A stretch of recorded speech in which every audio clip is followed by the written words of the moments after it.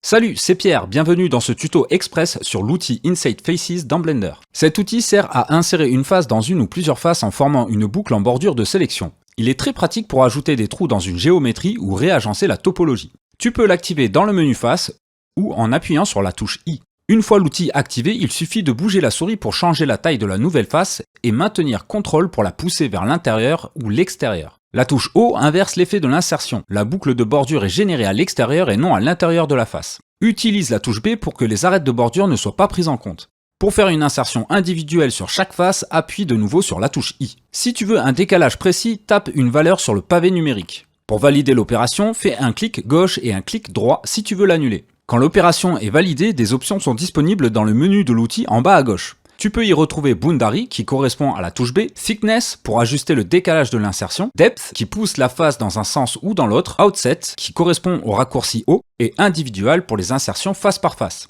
Offset Even, coché par défaut, permet un insert plus équilibré. Offset Relative calcule la largeur de la boucle de bordure en fonction de la longueur des arêtes environnantes. Quand Edge Rail est coché, l'insertion de nouvelles faces est basée sur les arêtes au lieu des normales. Select Outer inverse la sélection des nouvelles faces créées. L'option Interpolate permet l'interpolation des valeurs et des caractéristiques entre les sommets d'origine et les nouveaux. Voilà, tu sais tout sur l'outil Inside Faces dans Blender. Suis-moi et active les notifs pour ne pas rater les prochaines vidéos.